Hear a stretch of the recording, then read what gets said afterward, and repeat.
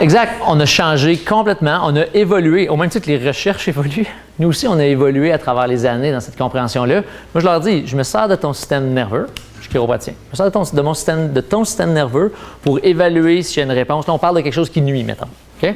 J'évalue, regarde, on a fait des corrections au niveau de ton corps. On a évalué ton corps. Puis quand tu mets cette substance-là qui vient stimuler les récepteurs, la bouche, elle n'est pas loin du cerveau. Ils communiquent pas mal plus vite, les autres, ensemble. Puis on peut donner des exemples un peu banals, qui est l'absorption de nitroglycérine. Tu sais, pour que les gens juste comme rattachent à quelque chose qu'ils connaissent. C'est pas exactement les mêmes voix, mais juste pour qu'ils comprennent. Ou quelqu'un qui est dans un coma diabétique, dit, ah, regarde, si on met de la stimulation de sucre, puis la patiente est dans un coma hypo ou hyperglycémique, il va quand même rallumer avant que le processus de digestion soit fait. Donc, juste pour qu'ils comprennent que, ah oui, c'est vrai, ils ont déjà entendu quelque chose avec quoi ils résonnent.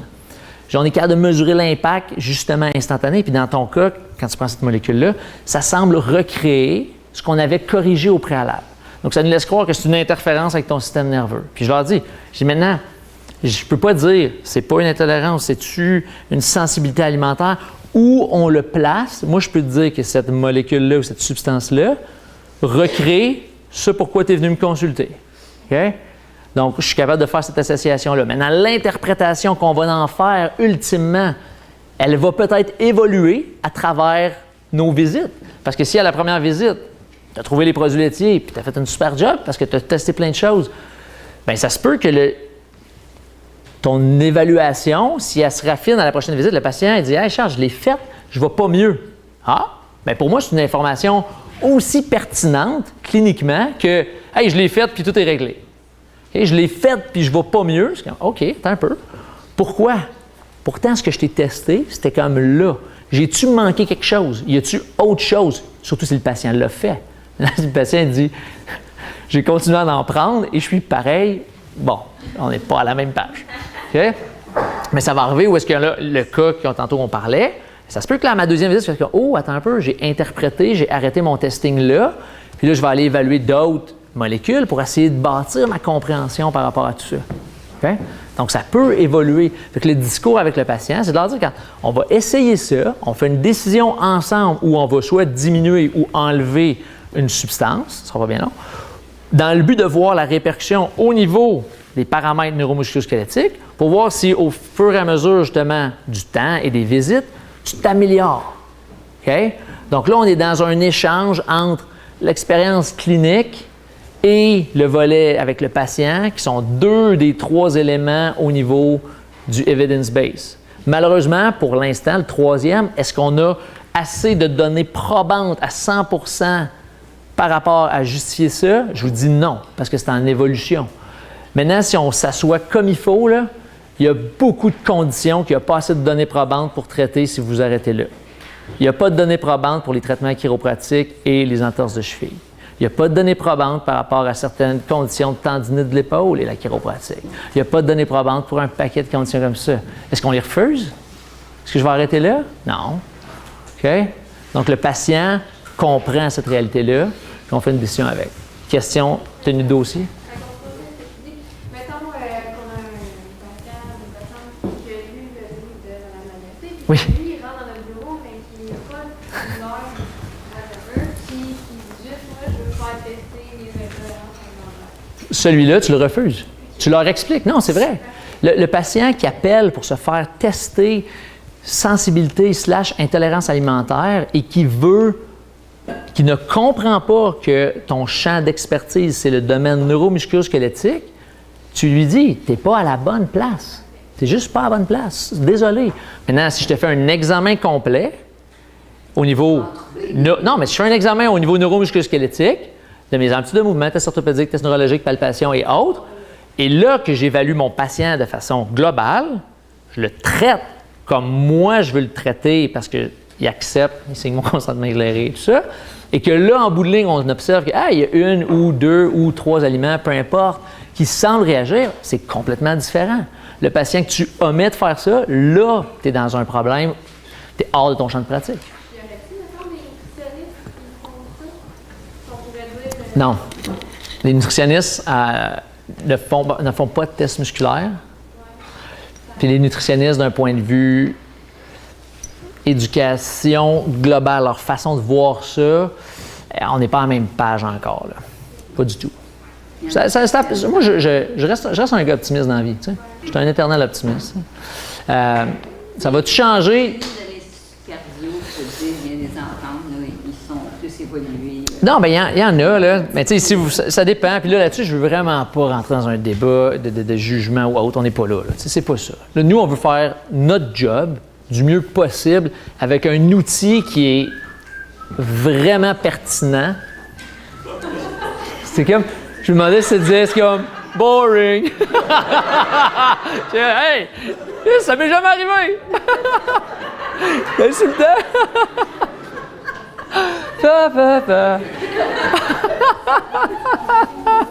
C'était quand même drôle. Bon, donc ça revient à... Nous autres, on veut faire notre job comme il faut. Puis on veut la faire vraiment avec des hauts standards. Puis montrer qu'effectivement, on est dans un processus qui évolue. Ça fait 90 ans qu'ils donnent de l'aspirine, puis ils ont compris il y a 15 ans plein d'autres impacts thérapeutiques de l'aspirine pour dire « Ah, finalement, ça fait ça aussi. » Ça fait 90 ans qu'ils le donnent. Okay? Donc, on comprend qu'on a quelque chose d'intéressant. Est-ce que notre modèle se précise, se raffine? Ah, vraiment. Ça, c'est...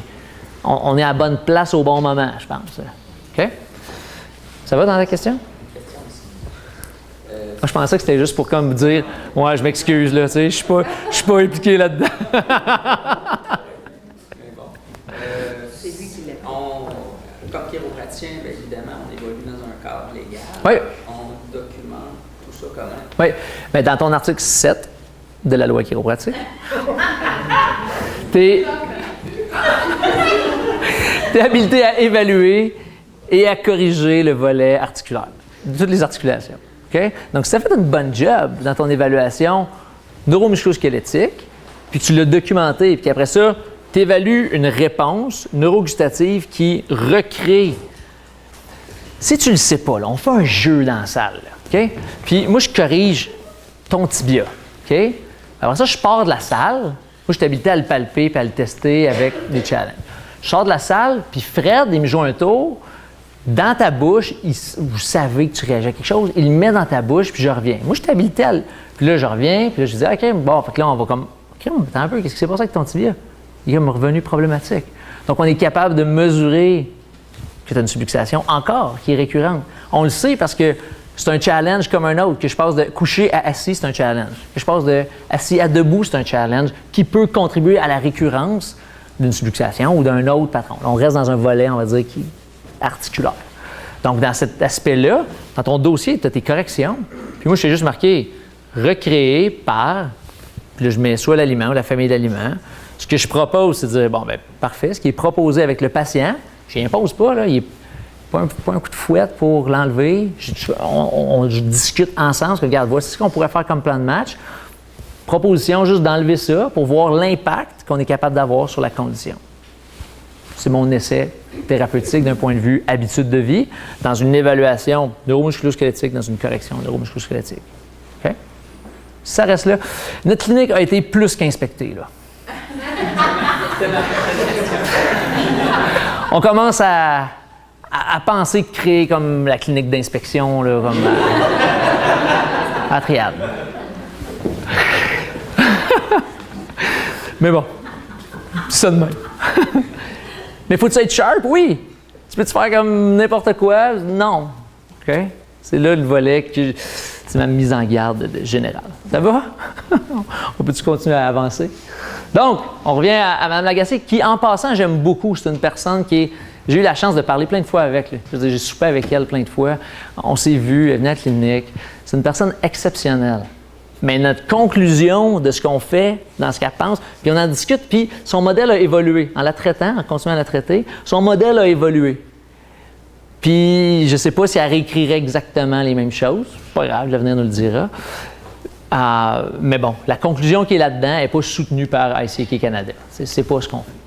Donc, on a des standards qui étaient déjà dans le synopsis, que je vous ai mis là-dedans. Puis moi, je vous donne, on va dire, comme d'autres standards à prendre avec les patients que vous êtes en train d'évaluer. Puis c'est l'idéal. Et vous avez l'article de loi pour répondre à cet aspect-là. OK? Je vais vous renvoyer sa présentation-là modifiée c'est un update, une version 2019. Donc, on va être dans la chaîne pratique, on a parlé. Encore là, le retrait de la substance, il faut que le patient comprenne que ce n'est pas à vie. On fait un retrait dans un but précis, dans un but clair. Si j'enlève ça, ou si je change ça, ou si on le diminue, ou si tu prends ça, est-ce qu'on a un changement par rapport à ta condition? Dans l'éventualité où on a retiré quelque chose et il va vraiment mieux. Et là, il dit, bien parfait, moi là, tu sais, je m'en rends compte, quand j'en reprends cette molécule-là, cette substance-là, je me sens pas bien ou mes symptômes que j'avais, ils reviennent. Bien à ce moment-là, s'il veut établir un plan nutritionnel, c'est pas votre job. Là, vous lui dites, bien regarde, je comprends que d'enlever le blé, ça te fait du bien, tu te sens mieux. Maintenant, si tu veux savoir comment balancer tes choses, c'est pas mon travail. Moi, c'est pas ma job. Je peux pas te faire un plan nutritionnel. Donc, je te conseille fortement, si tu sens que ça te nuit, puis tu veux faire un équilibre au niveau nutritionnel, d'aller voir une nutritionniste. Tu vois, mais je m'en sens super bien, moi, pas de blé. Là, j'ai comme pas besoin. Je suis comme parfait, c'est ton choix. Mais moi, je te le dis légalement. Dans mon dossier, je l'ai référé. Dans mon dossier, j'ai plein de références à des nutritionnistes qui ont probablement jamais vu de leur vie. Mais moi, j'ai fait ma job. Après ça, si le patient n'est pas allé, c'est pas mon problème. J'ai fait mon travail, puis j'explique. Bien, c'est par rapport à tout ça, si tu veux créer un plan nutritionnel qui va te supporter là-dedans parce que tu considères que tu veux garder ça à long terme, sûr que tu te fais évaluer d'un point de vue médical pour être sûr que tu n'as pas une condition qui serait vraiment plus une pathologie autre que juste le blé, qui serait peut-être une maladie cœliaque ou autre. Ça nous est arrivé il y a 2 ans. Je faisais le cours avancé ici. J'ai pris un vrai patient. OK? Vrai examen, tout. Consentement éclairé, toute la patente. OK? Démo sur le stage. C'est une jeune, c'est une professionnelle de tennis qui, by the way, vient de gagner son premier championnat. 18 ans, puis elle a 16 ans. Donc, elle a vraiment enclenché. Elle venait nous consulter. Je dis nous parce qu'on était comme 30 cerveaux pour l'aider. Pour un syndrome fémoro-patellaire bilatéral. C'était ça sa condition. Ça ne répond pas au traitement physio, ça ne répond pas au traitement qu'elle avait eu jusqu'à présent. Elle entend parler de moi. Je dis, bien, je ne peux pas te voir, mais si tu veux venir dans un de mes cours, je vais te voir. Je vais te faire il faut que tu acceptes que tu vas être en avant de 30 personnes. Okay? On l'évalue, on teste, on trouve qu'effectivement, il y avait des problèmes au niveau de ses jambes, mais on trouve, entre autres, une réaction neurogustative où ça recrée exactement le problème en lien avec le gluten, le fameux gluten. Mythe ou réalité? Est-ce que tout le monde était tolérant au gluten? Non. Elle l'était dessus. Je dis, écoute, regarde, tu as ça. Maintenant, tu as une situation aérobique. L'autre chose que je voyais qui l'aidait, c'était probablement de lui donner du fer parce qu'il y avait une fatigue qui s'installait au niveau de ses muscles. Puis en réalité, son syndrome fémoro-patellaire, c'était juste une fatigue musculaire. Fait que si tu fatigues au niveau de ton système aérobique, quand tu fais un exercice, ben, c'est juste qu'elle utilisait ses jambes dans sa journée. Elle a commencé à développer de l'inflammation et des douleurs là-dessus. Raison de plus pour comprendre que d'un point de vue traitement local, ça ne répondait pas. Donc là, je dis, boy, 1 + 1, là, c'est un peu bizarre ton affaire. Tu réponds bien au fer, puis tu réponds pas bien au gluten. Moi, je te dis ça de même, j'irai voir un médecin. Maintenant, je peux être dans le champ. Ça se peut que ça soit temporaire. T'as-tu comme trippé ces Cheerios puis t'en as mangé 6 boîtes la veille, puis moi, je te trouve ça aujourd'hui? Écoute, ça se peut. Parce que le test musculaire est une photo dans l'instantané de votre système nerveux. OK? Mais dans son cas, dans l'histoire de cas, j'avais un doute. Je dis, bien, moi, je te dis, va voir ton médecin, sa mère est là. Je peux continuer de te traiter pareil. Fais les tests, ça revient, elle est cœliaque. OK? Maintenant, la nuance entre tu sais, prends pas de gluten, prends moins de gluten ou être cœliaque est quand même grande. OK? Par contre, dans son cas, c'était ça, c'est-à-dire, bien là, si on est pour enlever quelque chose, peut-être pas juste temporairement, mais là, je veux m'assurer que tu as fait un suivi qui est adéquat. Fait que c'est pour ça que dans votre évaluation, quand vous avez un doute, référez le patient. C'est comme, regarde, il y a quelque chose de bizarre là-dedans. Réfère au nutritionniste, réfère au médecin, peu importe.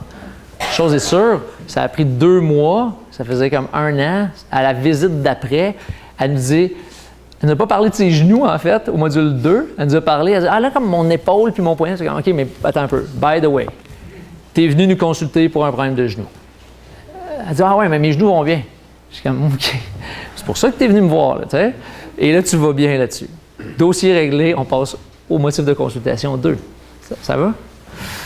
Des fois, c'est simple, des fois, c'est complexe. Vous dites référer au médecin, puis vous avez testé gluten puis le fer.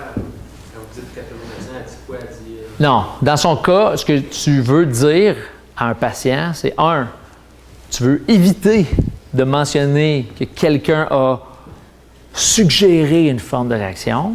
Donc, il faut que ce soit le patient. Encore là, c'est toujours avec le patient que tu crées comme le plan. Dans le but quoi? Dans le but de l'aider. Pas dans le but de prouver que j'ai raison, j'en ai rien à cirer de ça. Dans le but de faire en sorte que le patient va mieux. Fait que si le patient, on dit, OK, regarde, c'est sûr que c'est allé à ton médecin, puis tu lui dis, hey, je pense que j'ai vu un chiropraticien, puis qui m'a testé, blablabla, puis je réagis, il va tout faire pour pas te le tester. OK? Vrai. OK? Par contre, si tu arrives à y amener l'hypothèse, puis que ça vient de lui, l'hypothèse, là, il y a plus de chance. Fait que là, il faut que tu trouves la façon. C'est comme, OK, là, tu as des symptômes. Fatigue, tu as des symptômes digestifs, tu ne remontes pas la pente, tu es une jeune. Dans la famille, on suspecte, dans ce que la mère disait, qu'il y avait déjà d'autres personnes qui auraient été cœliaques, qui viennent d'un autre pays, qui avaient déjà des réactions. J'ai comme, OK, là, il y a un potentiel d'historique familial. Après ça, dans tes tests, fais faire dans tes labs sanguins, finalement, je pense qu'on avait on n'avait pas des labs à la première. Ah oui, j'avais des labs. Elle était comme en anémie déjà. Fait que là, je dis, tu sais, tu as de l'anémie, fériprive, il y a un historique familial qui est comme là. Ça vaut la peine que le médecin. En fait, c'est une erreur médicale de ne pas te tester cœliaque. Dis ça de même. OK? Fait que le médecin, par exemple, il a été super fin. Avec sa mère, ils ont travaillé ensemble. On dit, regarde, on aimerait ça parce que là, c'est un peu bizarre. Là. Elle ne remonte pas, c'est une athlète, c'est une jeune, c'est pas normal, elle ne guérit pas, il y a tel symptôme. Donc, c'est toujours de créer l'affinité. Ça revient à une chose, la communication. Ensemble, on fait quoi? On communique. Vous faites quoi avec vos patients? Vous communiquez. Vous faites quoi si vous voulez que le patient, il risque d'avoir quelque chose avec son médecin dans le but de l'aider? OK? Puis si c'est négatif, bien, c'est négatif, parfait. Est-ce qu'elle aurait pu avoir juste, comme on disait tantôt, l'hypothèse, elle a juste beaucoup trop mangé ou elle en a juste trop, il faut qu'elle diminue la quantité? Peut-être. Puis il y a des sensibilités qui sont aussi pas diagnostiquées juste d'un point de vue, mettons, pathologie de cœliaque. Là. Il y a des sensibilités qui sont non cœliaques. On ferme la parenthèse là-dessus. Fait que vous comprenez la complexité quand même qui est là-dedans? C'est super beau parce qu'on peut vraiment aller chercher une information tripante. Mais on peut aussi se rendre compte, attends un peu, je suis dans quel genre de terrain? Voilà, là, je suis dans un terrain qui peut être glissant. Fait que ta question est très pertinente. Ça va? Donc, on fait tout ça en le faisant avec le patient. Et là-dessus, bon, on en a parlé. Voilà. Ultimement, c'est l'interprétation qui compte. C'est ça que vous voulez aller chercher là-dedans. Est-ce que vous pouvez, basé sur le seul fait qu'un aliment ou un supplément change le résultat d'un test musculaire, recommander le retrait d'un aliment? Michel, non? Vous savez que non. OK? J'espère que ça ne peut pas être plus clair que ça. Ça va? À partir de là, par contre, est-ce que ça peut être vraiment pertinent dans vos cliniques? Moi, je vous dis que oui. À travers les années, on a répertorié quand même pas mal de cas où tu te dis, OK, j'aurais traité à vie ce type de patient-là avec une récurrence du problème si on n'avait pas soit supplémenté d'une certaine façon, soit fait une modification alimentaire, qu'elle soit temporaire ou permanente, dépendamment, si on n'avait pas amené le patient à prendre conscience que il y a comme une quantité où il y a une limite qu'il peut tolérer, puis une limite qu'à un moment donné, son système nerveux réagit. C'est vraiment une information qui est précieuse.